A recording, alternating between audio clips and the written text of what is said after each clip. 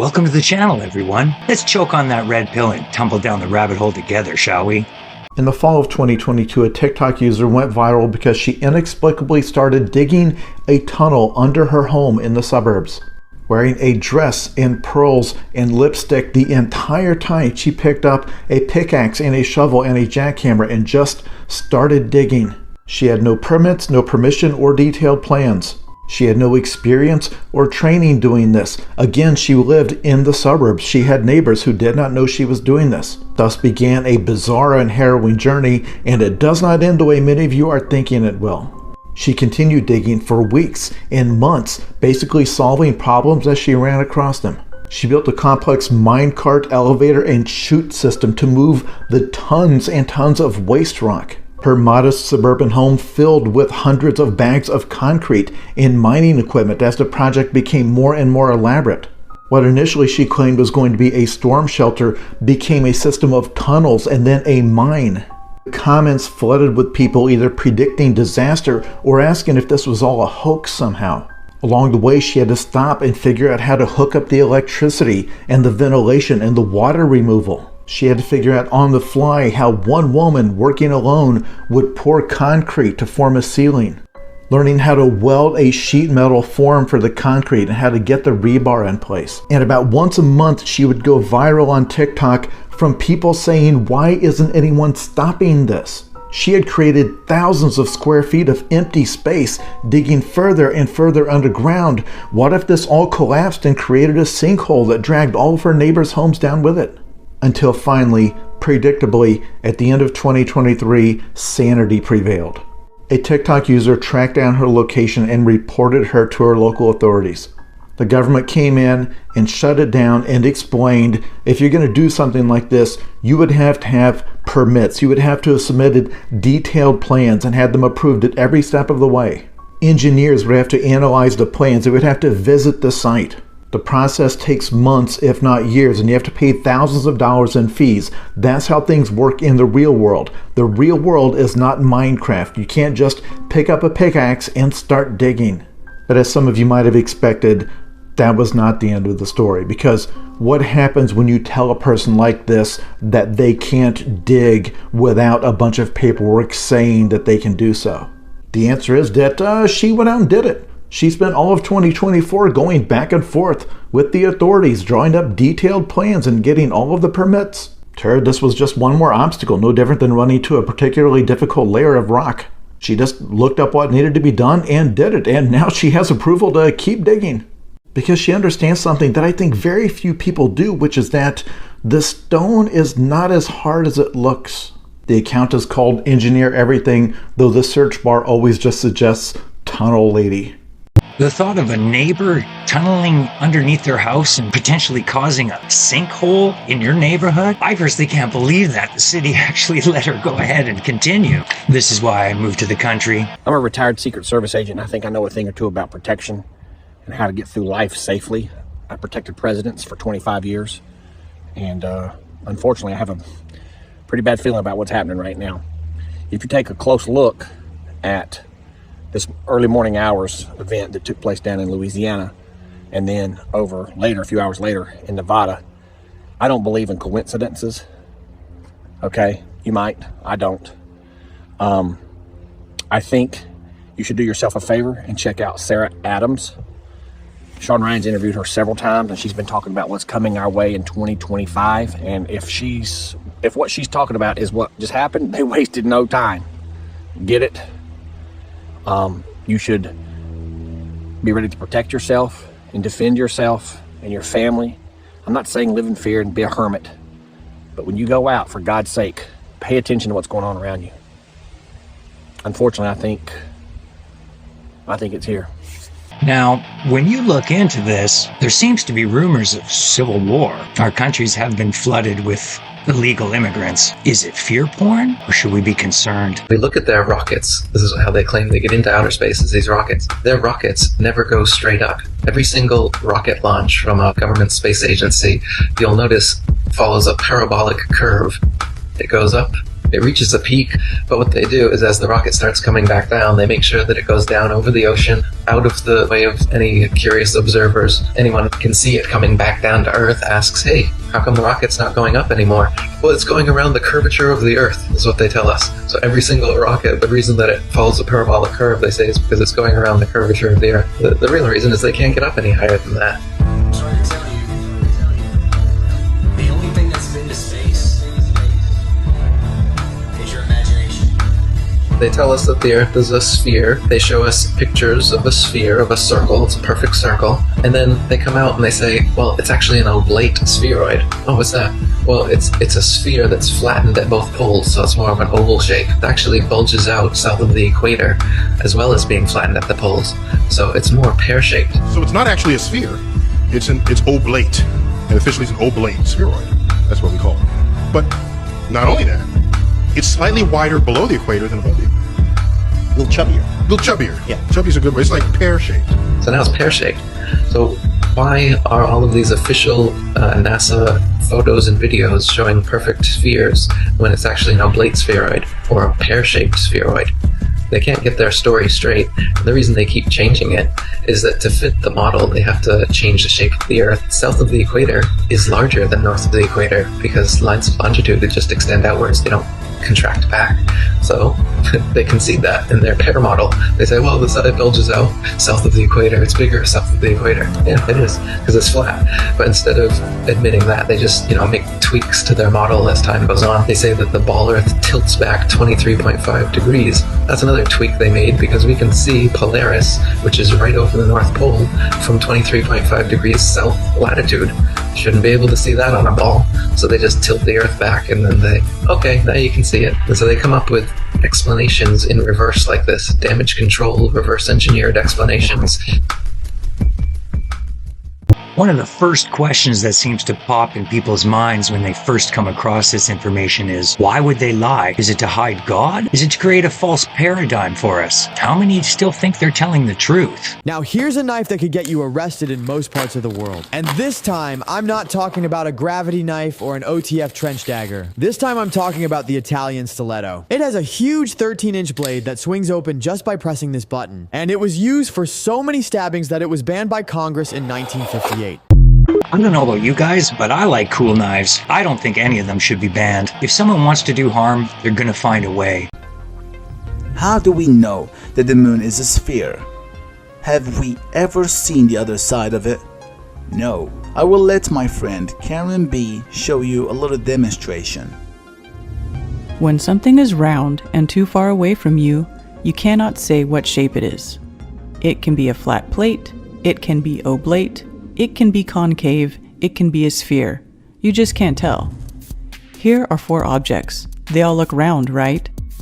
But are they all spheres? How would we know? What if I told you that there is only one object that is not spherical? Can you tell what it is? Can you tell me how you knew it? How would we even know the distance? I can tell you that they are 100 feet away and you will believe it, but they can only be a few inches away. And I can tell you that they are 10 meters in diameter, but they could only be 5 centimeters in diameter. You can never know using your camera. Please look at them carefully. Here is the only object that is not spherical here. Here it is. I bet you thought it would be another one. But it will blow your mind if I tell you that this second object is also not spherical, and it's flat. And it will blow your mind even more if I tell you that this third object is concave.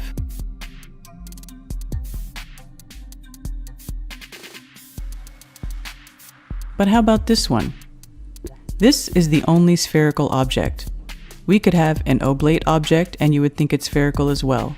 So looking at something round does not mean it's a sphere. Have you ever seen the moon rotating in the sky? You have always seen one side of it, which makes it impossible for anyone to say the moon is spherical. However, using the word round is correct. A plate is also round.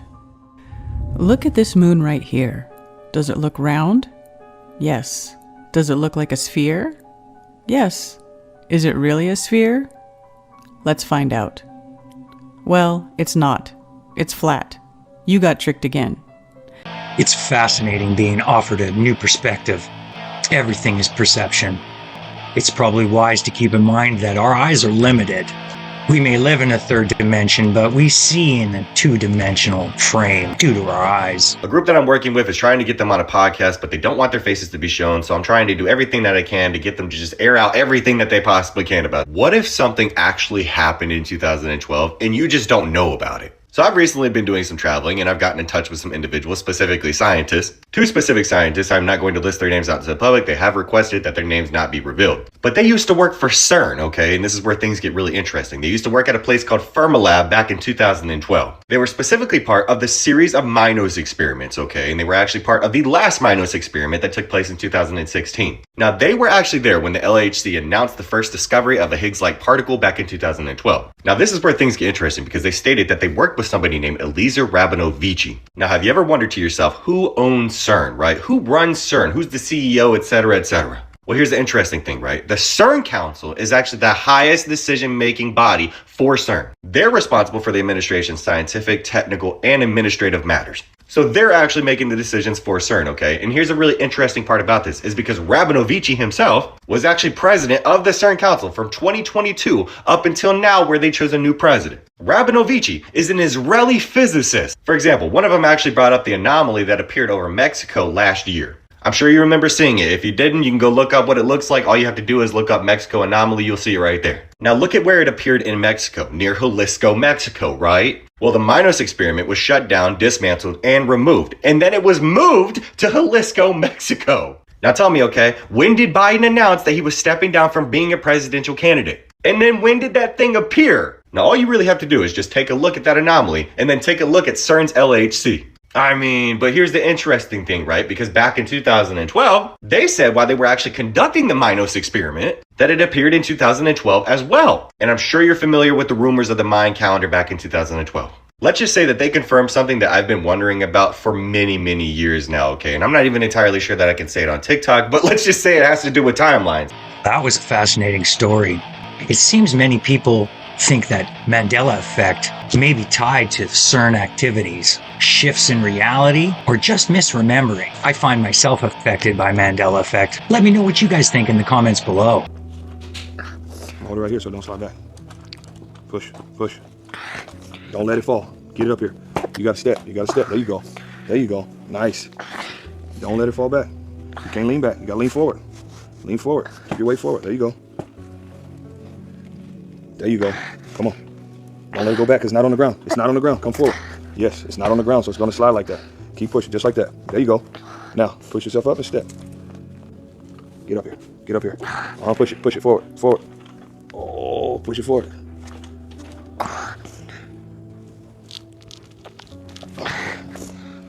It's tough, baby.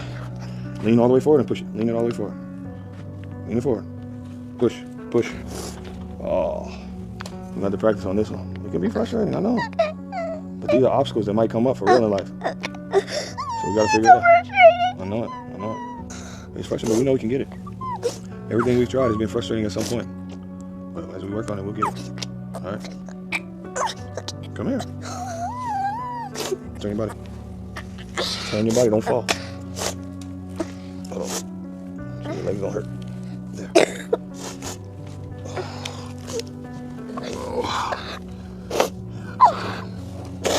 But the world ain't set up perfect for you. So just in case, breathe.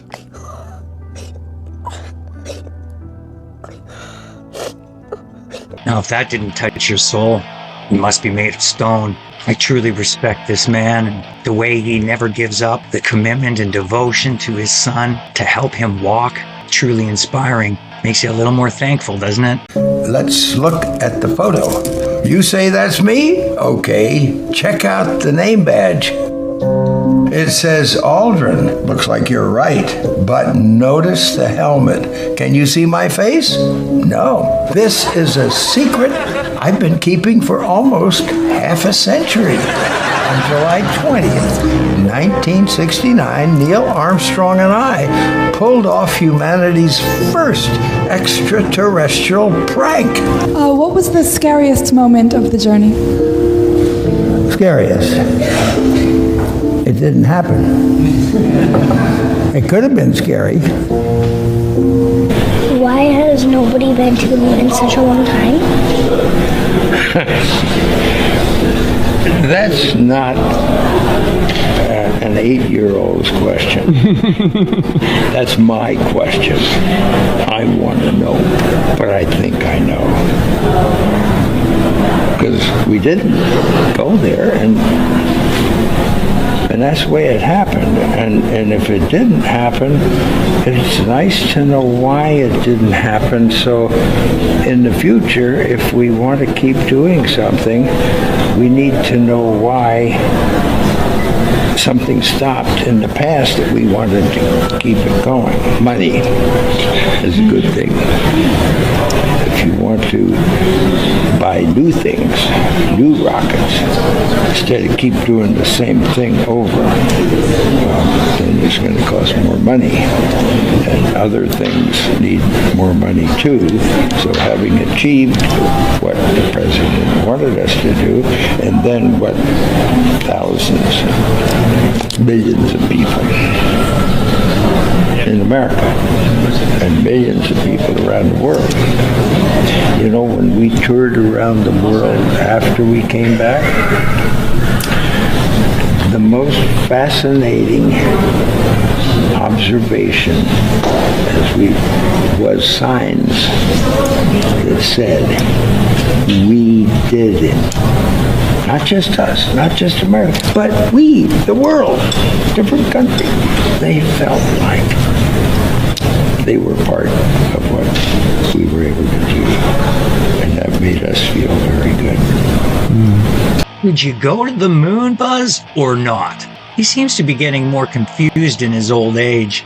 Over 50 years since NASA's been back. Does anybody think they're actually going to return?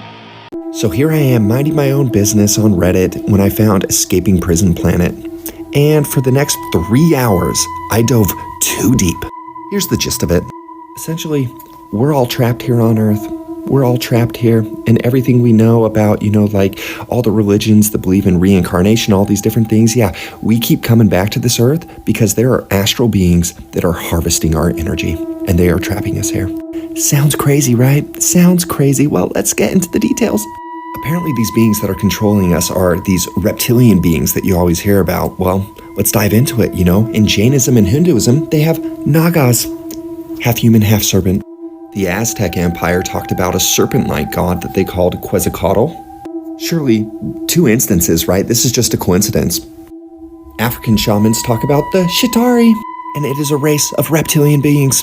The Hopi Indians in North America had the Sheti, which translates to snake brothers. Chinese, Japanese, and Korean legends all talk about the Kappa. And Gnostic text, which if you don't know about the Gnostics, Gnosis just means knowledge, and basically what the Gnostics believed was after Christ died, you have to have particular knowledge that would save you. Well, the Gnostics, they believe in archons, which are parasitic entities that feed off of us. We're doing okay? We doing okay? So the question is why? What are these beings doing? Why are they here? Apparently, they have been involved from the foundations of human history in manipulating us, creating this soul trap, harvesting our energy. And what this theory proposes is essentially that light a tunnel that many people have talked about that have had near-death experiences or death experiences. It's just to trick us, to essentially wipe us clean, send our souls back, and start the process again. So every major form of religion talks about how we have a soul. Well, we are a soul. We have a body, right? This body is essentially a rental car. And these beings, what they feed off of, what the energy they feed off of is this low vibrational energy. So whether it's stress, whether it's fear, whether it's contention, pain, grief, jealousy, rage, all of it, anxiety, that's what they feed off of. And so they manipulate and they toy with us and they do all these things to create this energy. Now, I don't know if this is true, but that kind of describes the world we live in. Kind of describes it pretty damn well. I mean, look what Tesla says. He says, if you want to find the secrets of the universe, think in terms of energy, frequency, and vibration. What freaks me out the most is there's so many urban legends talking about these freaking reptilians. That motherfucker right there is not real, right? Like everything that's going on in freaking Miami, like Like, I think we can all agree that there's multiple dimensions, right? People having experiences on psychedelics where multiple people will take the same thing and they all go to another dimension and see the same thing. Like, how do you explain that? How do you explain that? Explain it to me, please. I'm going way too long with this, and I haven't even freaking scratched the surface. But basically, we're just all here. Life is engineered to create this low vibrational energy. And what happens is when we die, when we go through that light tunnel, we're tricked into thinking, hey, you need to go back to Earth, there's more you need to learn, or there's karma you need to resolve, or, there's a higher purpose that you need to do. And we come back, and it's the same thing. Listen, I'm a very spiritual person, very spiritual. I believe all of us as humans are connected. I believe you look at every major world religion, and there's commonalities, and that's because it stems from this eternal knowledge. But this freaking scared the crap out of me. Because what if it's all just engineered to trick us? This world is what you make it. For some, it's a prison. For some, it's a school. To others, it's just experience that we carry up to our higher selves when we leave this place. Let me hear your opinion. Under the Earth, there are 7 more planets that are disks. What? Yeah. 7 flat worlds? Pretty much. I'm the only one who can show you from astrology, from the Bible, and from the East, and from all traditions, how they all syncretize and concur that the Earth is a stationary horizontal plane. I love You have to do it like that. If you don't do it like that, you can't do it properly. You can't just have one angle. You can't just say, all the scientific experiments that have been conducted prove, George Airy, James Bradley, Sagnac, Michelson Morley, they all prove that the Earth is stationary, and that's your one angle. You can't just have one angle. I'm coming from the Jewish tradition. I'm coming from the Bhagavad Gita. I'm showing how the Bible proves it with great etymological proofs, and no one else is doing that. I do that and all the other angles. Is this a dimension? Are we living in an energy force that has multiple layers? You know the Kabbalistic tree, right? There it is there, the 10 Sephiroth, your 10 fingers. There's Kether, and there's Malkuth, the earth. So is it a dimension? Yes, it is. But it's all these things, from Kether to earth, which is ether to earther, same word. So if you're asking, what's the earth? Well, it's just ether in a gross, more solidified